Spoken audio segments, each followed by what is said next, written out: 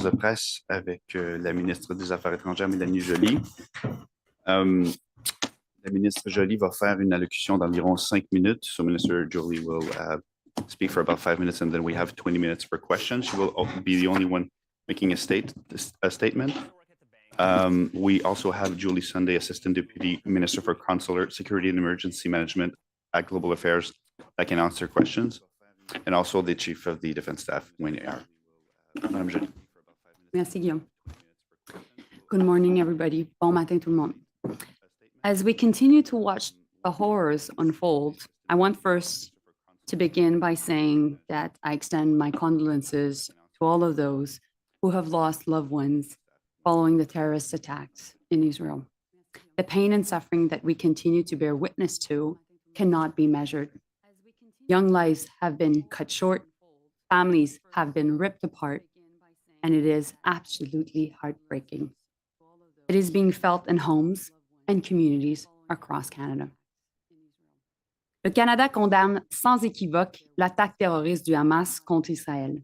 Nous soutenons Israël et son droit à se défendre conformément au droit international. Nous savons également que le Hamas n'est pas le peuple palestinien. Il ne représente pas leurs aspirations et n'offre rien d'autre que davantage de chaos, de pertes et de chagrin. La violence doit cesser, les otages doivent être libérés et les vies civiles, israéliennes et palestiniennes, doivent être protégées.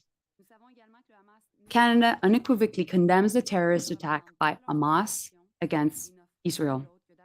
We stand by Israel and its right to defend itself according to international law. We also know that Hamas is not the Palestinian people. It does not represent their aspiration and offers nothing more than more chaos, loss, and heartache. The violence must end, hostages must be released, and civilian lives, Israeli and Palestinian, must be protected. Tragiquement, dans ce contexte de violence, 3 Canadiens sont morts. Et j'ai eu l'occasion de parler avec la famille d'Alexandre Luc hier, et je dois vous dire que ça a été un des appels les plus difficiles que j'ai eu à faire de ma vie. My heart is with his family and the families of the others. My thoughts are with their loved ones and their community. May their memory be a blessing. We continue to follow reports of 3 Canadians who remain missing. We're in contact with their families, providing support, and officials are in contact with local authorities to gather more information. I would like to now speak directly to Canadians who are currently in the region. We're scared. It is a time of great uncertainty and of great anxiety. But I want you to know that we are here for you. We're working around the clock to provide you with the information you need and the support you're asking for. Our office in Tel Aviv and Ramallah are open. Our team is there, and our team in Jordan, Egypt, and Lebanon are also working around the clock to support you. We have surged the capacity in Ottawa to make sure that we're there to answer your calls and texts 24/7. If you haven't registered yet with Global Affairs, please do so now. You can do so on our website or by calling 613-996-8885. Si vous n'êtes pas encore inscrit auprès d'Affaires mondiales Canada, faites-le dès maintenant. Vous pouvez le faire sur notre site web ou encore en appelant le 613-996-8885. I know that this situation has been difficult, and many of you want to return to your family, to home, and want to do so safely, and we will help you. We'll begin the assisted departure of Canadians from Tel Aviv in the coming days by the end of the week with the help of aircraft from the Canadian Armed Forces. They will arrive in Tel Aviv and bring Canadians to Athens. My colleague, Pablo Rodriguez, and I have been working on the next steps from there. Together, we have secured with Air Canada a plane and a crew to bring Canadians home from Athens. These flights will be available to Canadian citizens, their spouses, and their children, as well as to Canadian permanent residents, their spouses, and their children. Let me be clear, this includes dual nationals, because a Canadian is a Canadian is a Canadian. We're also working on additional options for those who cannot reach the airport and Tel Aviv, and I'll be able to take questions on this. Additional details will continue to be shared over the coming days. I will continue to share them publicly and will also communicate them directly to those who wish to receive the assistance. If you would like our help in leaving and have not registered yet with Global Affairs Canada, please do so now. This is how you will be able to get information on how to leave, and we will share information directly with you once you're registered. Je vais maintenant prendre un peu de recul et faire le point sur l'état d'avancement de notre réponse diplomatique à cette crise. Au cours de la fin de semaine, j'ai parlé avec mes homologues d'Israël, de l'autorité palestinienne, de l'Égypte et également de la Jordanie, ainsi qu'avec la Maison-Blanche. Hier, j'ai parlé à nouveau avec mon homologue israélien, mon homologue jordanien et la Maison-Blanche, et j'ai également eu une conversation avec le ministre des Affaires étrangères de l'Arabie saoudite. J'ai réaffirmé la condamnation par le Canada de cette attaque terroriste, par le Hamas, et nous travaillons d'arrache-pied pour veiller à ce que le conflit ne s'étende pas à toute la région. Sur le plan consulaire, nous avions hier soir 4 249 Canadiens enregistrés en Israël, 476 Canadiens enregistrés en Cisjordanie et à Gaza, et Affaires mondiales a répondu à près de 2000 demandes de renseignements. Finally, before I get to your questions, I would like to take a moment to speak about the situation in Gaza, where civilians are living amidst extremely difficult circumstances. The humanitarian situation in Gaza was dire before this weekend, and this will only deteriorate the situation further. As I said yesterday, this will get worse before it gets better. My heart breaks for the deaths we have seen, and I share the anxiety about what will happen next. We urge all parties to respect international humanitarian law and to provide humanitarian access to Gaza. Canada will continue to support the humanitarian needs of the Palestinian civilians. Let me be clear, Israeli and Palestinian civilians deserve to live in peace and safety, with their human rights respected and with dignity. And Canada will always work with this in mind. I have with me Julie Sunday, my friend and colleague, Assistant Deputy Minister for Consular Security and Emergency Management at Global Affairs, and my friend, the Chief of Staff, the CDS, so Chief of Defense Staff, Wayne Eyre, to help answer your questions now. There will also be a technical briefing later today, and we'll be able to answer some of the details you will absolutely want in the coming hours a bit later today. So I'm here to answer questions with Julie and with Wayne. Thank you. Merci beaucoup. Merci. Alors, donc, on a une vingtaine de minutes pour les questions. Selon la formule habituelle, une question de suivi. We're going to start with Tana McCharles. Tana, start. Hi, Tana.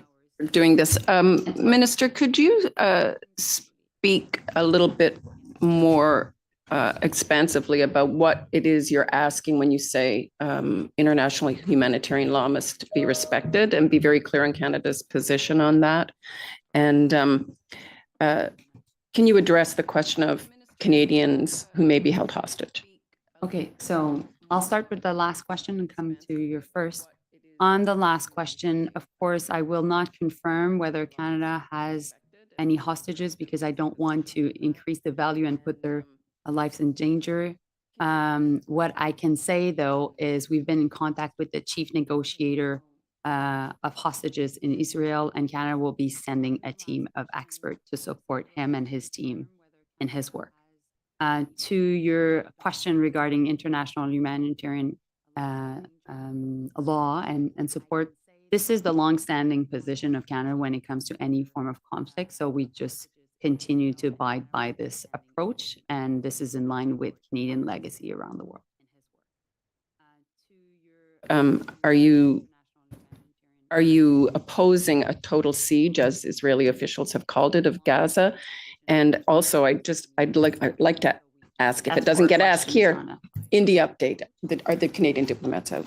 Okay, so on your question of Gaza, I've answered your question regarding international humanitarian law, and we call upon all parties also to be able to provide humanitarian access to Palestinian civilians.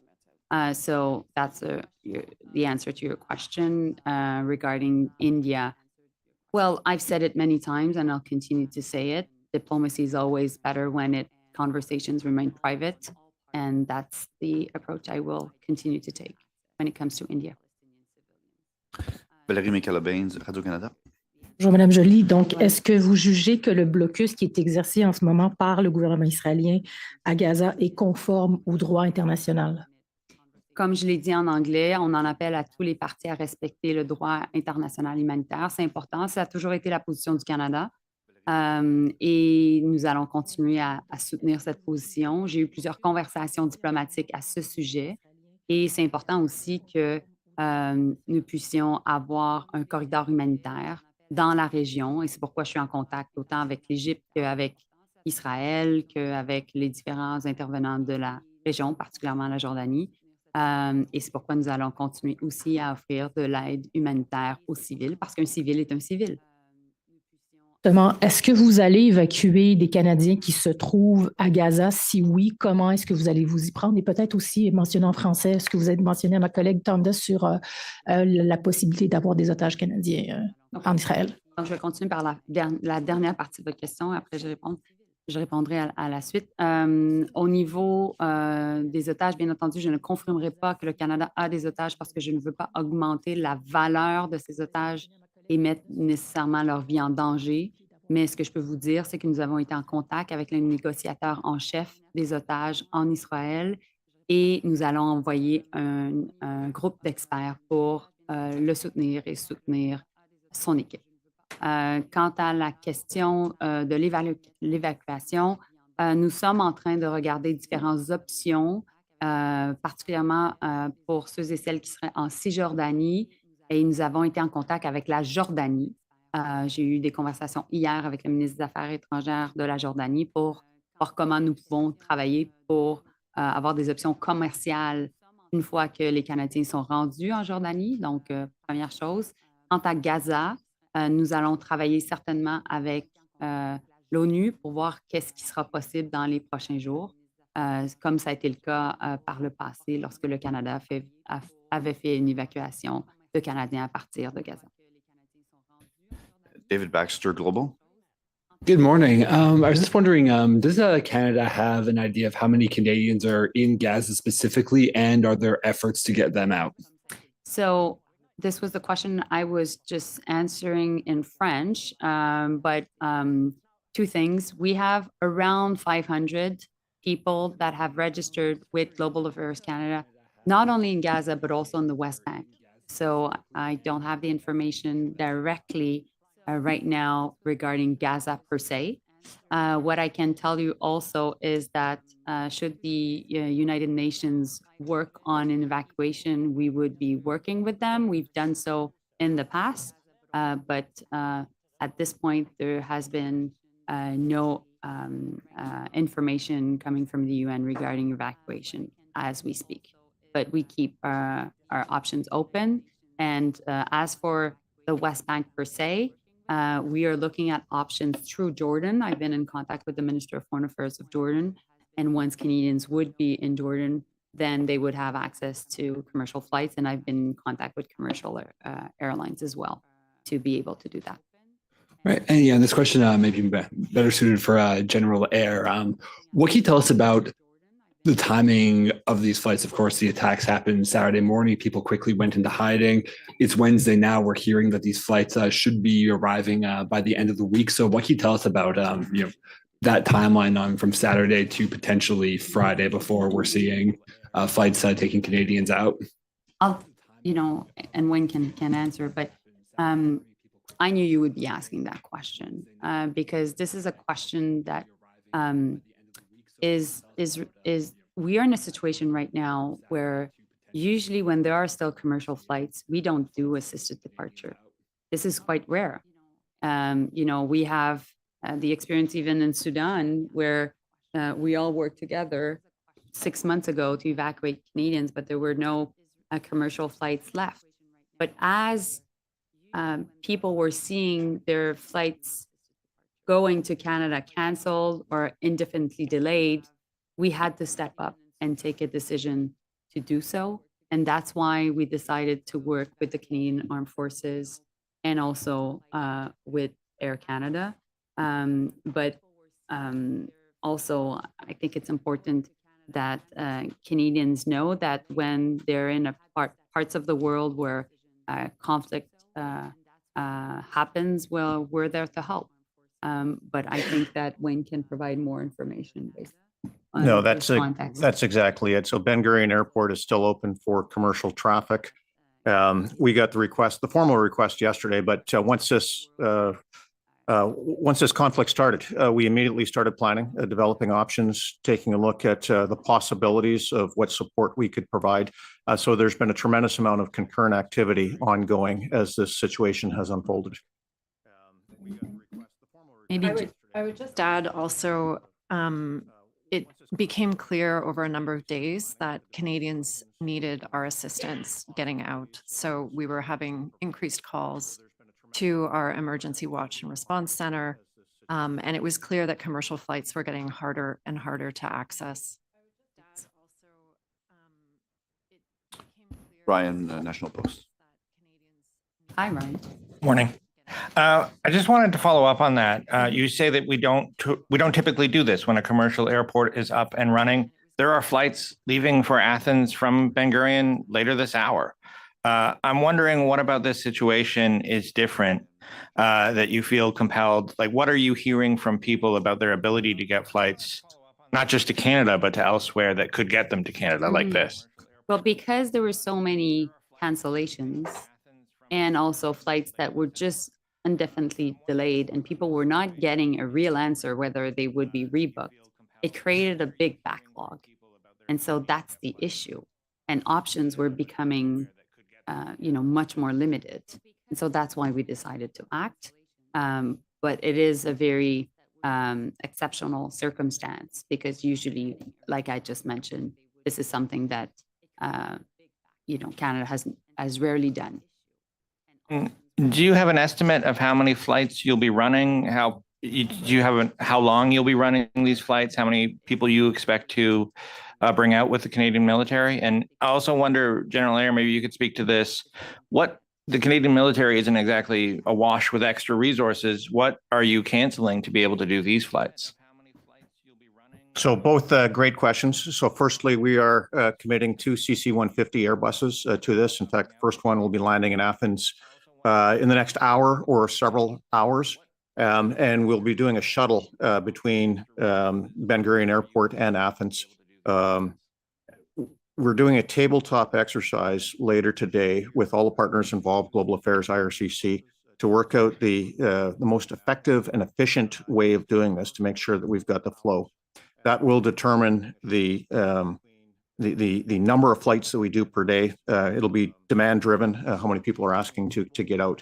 And so those details will evolve over the course of the next few hours. Yeah, there is, your second question, there is an opportunity cost to this, sure that we've got but no mission is more important than protecting Canadians here at home or overseas. You want to add, Judy, to that? I would just say that we are ramping up our resources in the region through our standing rapid deployment team. So we are sending folks from Europe who are at our missions in Europe into Tel Aviv and into Athens to support this operation. And if I can add to that, I had many conversations with the CEO of Air Canada yesterday, along with my colleague Pablo Rodriguez. And so that's why, since Air Canada has a hub in Athens, that's why we will be running through Athens this operation. Marika Walsh, Globe and Mail. Good morning. Thanks for Hi, taking our Marika. questions. Just on two things that you've already talked about.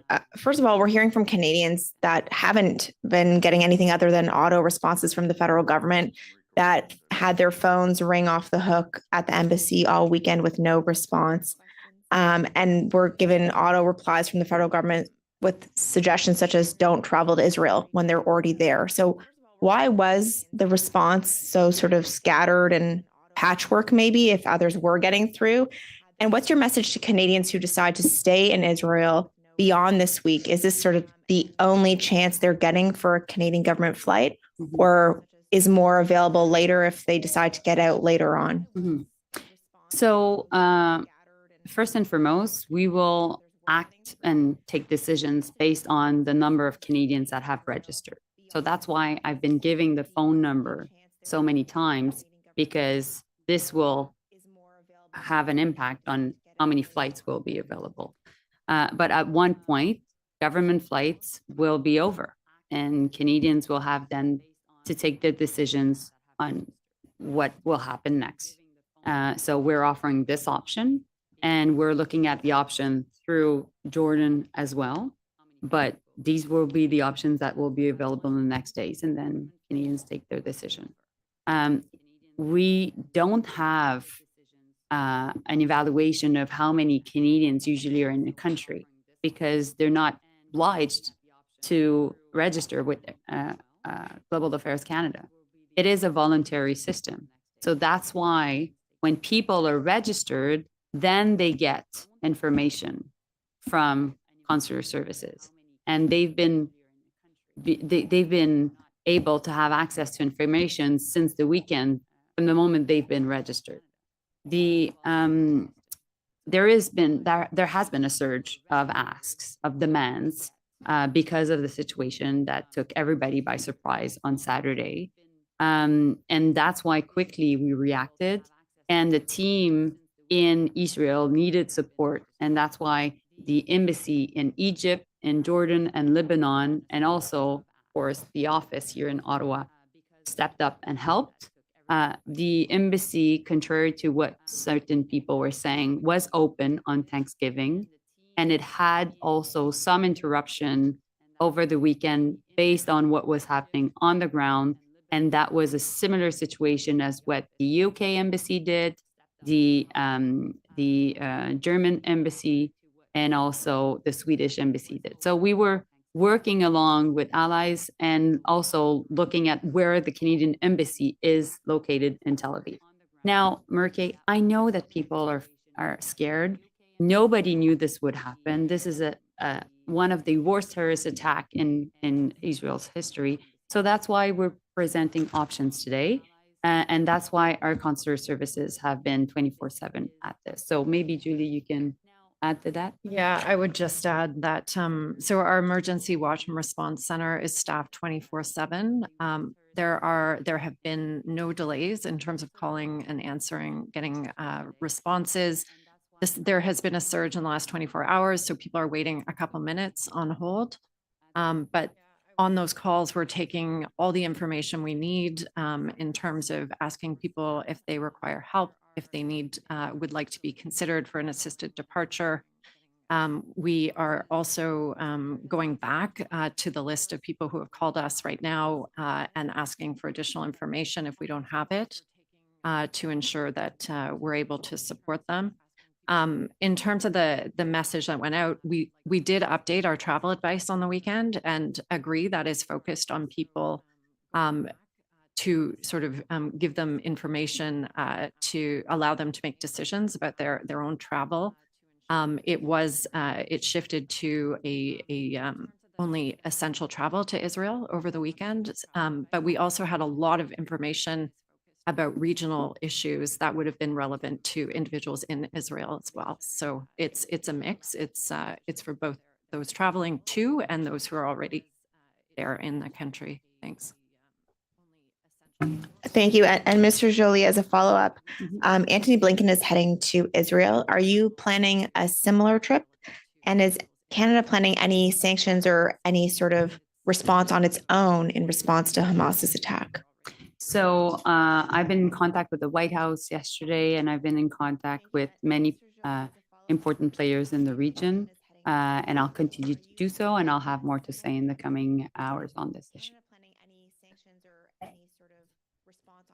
You know, I'm a busy woman, Marie-Kay. On sanctions or on a trip? Which one is that? So on all of these subjects, I'm working 24/7 on this. Meanwhile, there's so many issues happening in the world and trying to address all of these. But my goal right now is to make sure that this assisted departure is well done.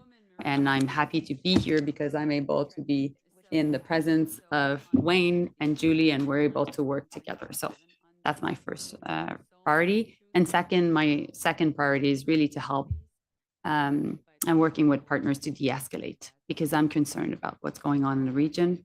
I'm concerned that this could be a second front to what is happening in the world, as we're also dealing with Ukraine, which is our first front. And so that's why I've been talking to many of my colleagues and been in contact with them every hour. Kate McKenna, CBC.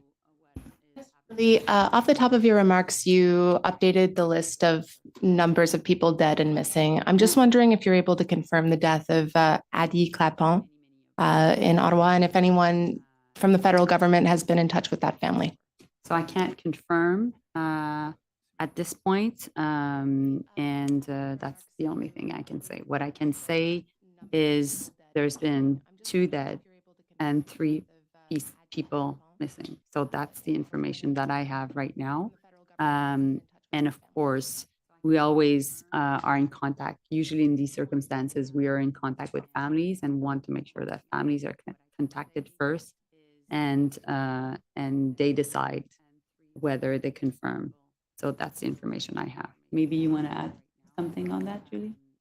I would just say right now we have 1 presumed death, and we have, just to correct there, we do have 2 confirmed deaths, but we need to be in contact with the families before we can release those names. One presumed Yeah. and 3 missing? Yes. Pourriez-vous en français aussi, s'il vous plaît? Donc, on a 2 décès qui sont confirmés, 1 qui est présumé et 3 personnes qui sont manquantes, qui manquent à l'appel. I'm sorry, what does that mean, presumed versus confirmed? So we need to have authorities confirm that a person has died. So they do that through identification, and that can be quite complex given the scale of some of the attacks. So we're working with Israeli authorities to confirm all of what we suspect are deaths. Julie, can you just explain how it works that way? People will understand what's the process. Yeah, so in terms of, we will be notified through actually our emergency watch center. Often families or friends will call us when they suspect someone has been injured or killed. We then work with our mission in Israel, so in Tel Aviv. They reach out to Israeli authorities, and from that discussion, we work with Israeli authorities to confirm the deaths. And in this case, they've been quite overwhelmed, so it's taken some time. But as I mentioned, we have 2 confirmed deaths and 1 presumed death. We will be able to come back with more information at the technical briefing later today. Thanks. Annie Bergeron-Oliver, CTV. In your opening remarks, you mentioned that Canada is going to be sending a team of negotiators to help with the hostages. Can you go into more detail about how many people are going and what exactly this team will be? Well, we can provide details at the technical briefing a bit later today. The Americans are confirming that there are American hostages being held by Hamas. Why won't you confirm that, especially if Canada is sending a team to help with hostage negotiation? Are there Canadians being held hostage by Hamas? So the latest I have from the Americans is they say they're missing. They haven't confirmed. The administration has not confirmed per se. Why? Because this is a standing approach we take, which in any hostage negotiation we don't confirm. Why? Because we don't want to increase the value of that person in the eyes of their tyrants, and at the same time we want to make sure that we do everything in our possibility to protect these lives and don't increase the danger. So this is common practice. And it's based also on past experience. Americans being held hostage. Okay, I'm sorry. I'm just giving you the latest before this morning. It was based on the information I had from Jay Sullivan and his team. So, but what I'm telling you is this is the approach that we will be taking. Dylan Robertson, CP. Hi there, Miss Sunday. I'm wondering how many Canadians, the individuals that have reached out for consular assistance specifically in Gaza, if you could sort of take the number, not just one as a family, but the number of individuals we're looking at. If you are able to give an estimate of how many of those registered within the West Bank and Gaza, of how many of those are in Gaza that you suspect. And if you have any sort of estimate for the total global number of Canadians within Gaza. So the three-part is sort of the number that you think are there, the number that have asked for aid, and the number of those registered that you suspect are within Gaza. So in terms of this specific number, I don't have that number for you right now, but I can contextualize it by saying out of the 470 ROCA registrants we have, so it's a smaller number than we have in Israel. We know we do have people who are impacted in the West Bank and in Gaza to a much smaller extent in Gaza, but there are Canadians in Gaza. A question for all three. What preparations are being made for a possible Lebanon evacuation? Is anything underway in case that situation starts spiraling out of control?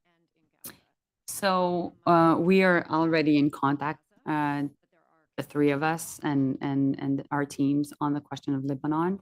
But right now, the most important thing is that we call on de-escalation. My goal is to be in contact with Lebanese officials later today, and I won't speculate on that. We have one last question in the room. Shannon Proudfoot, Global Mail. Thank you. When one of my colleagues asked sort of what you said was the inevitable question about why has this taken so long, why are we here on Wednesday?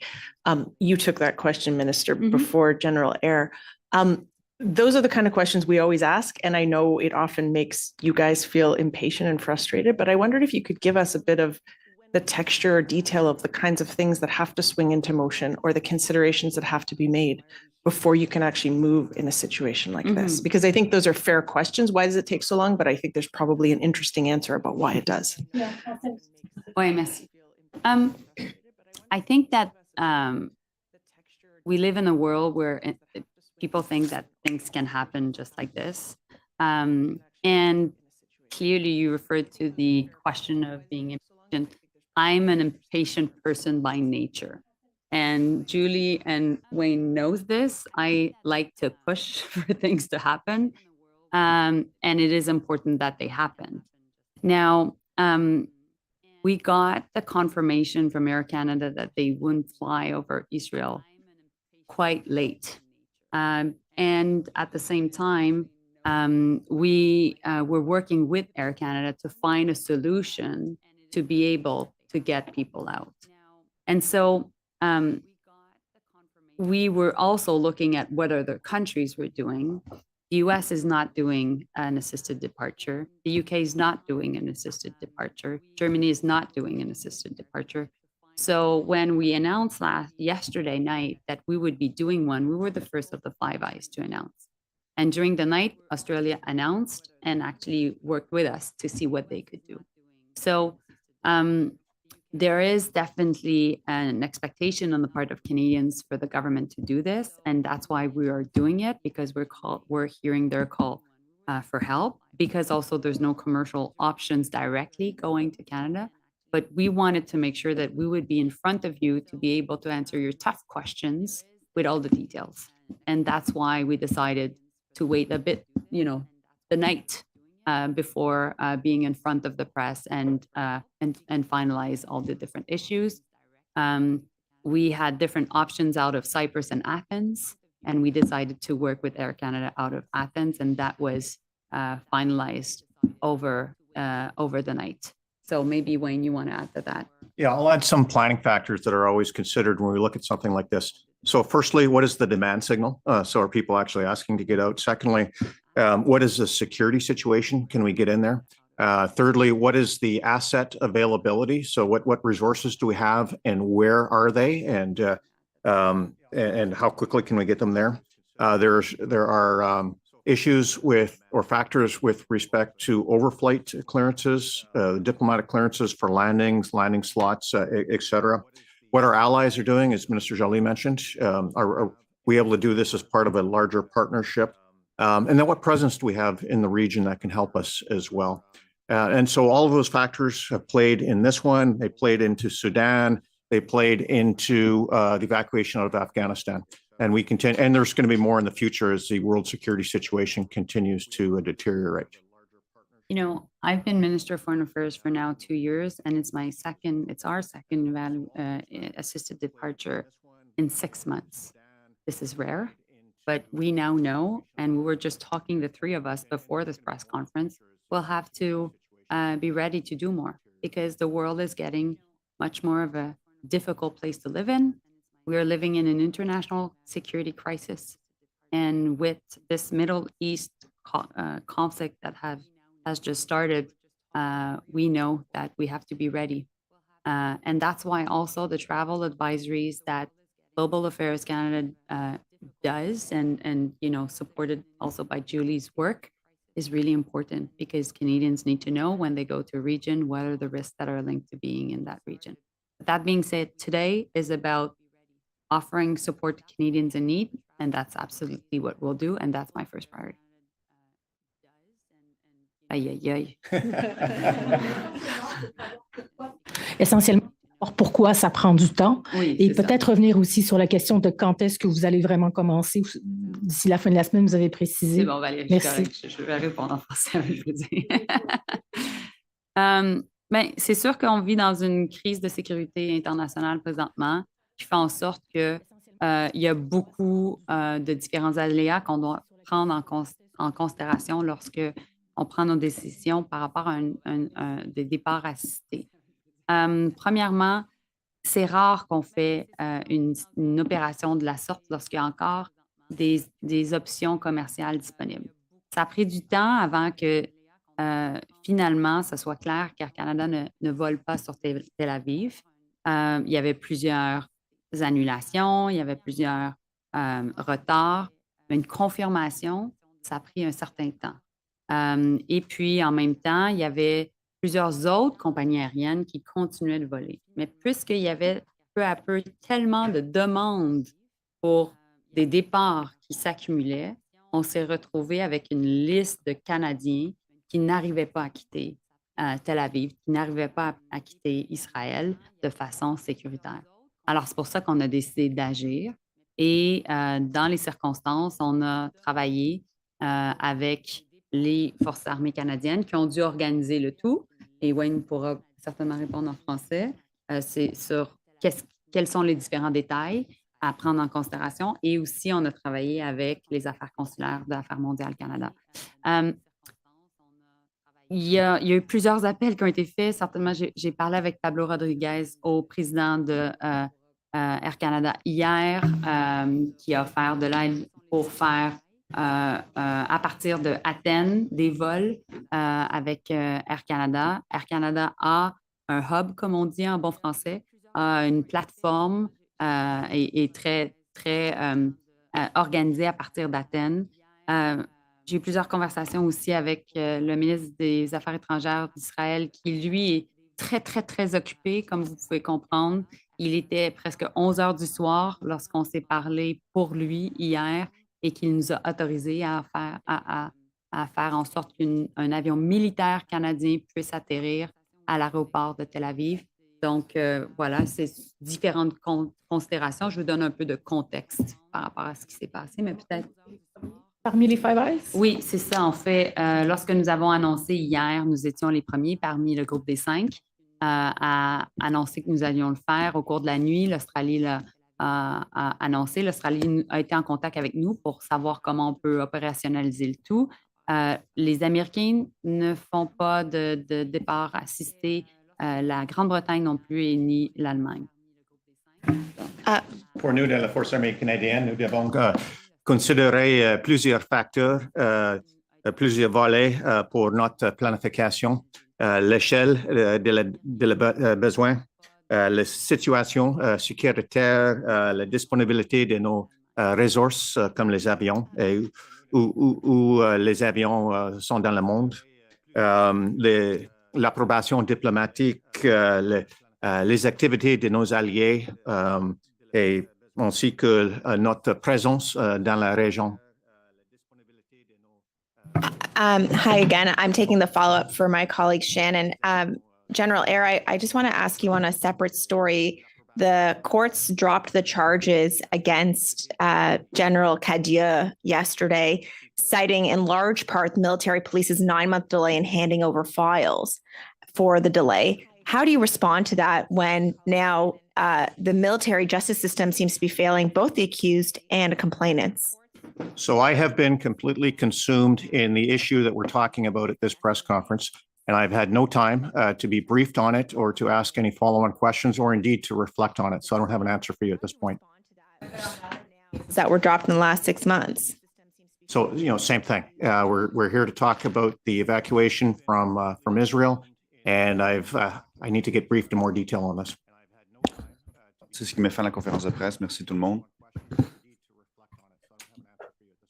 Yes. That were dropped in the last 6 months. So, same thing. We're here to talk about the evacuation from Israel, and I need to get briefed in more detail on this.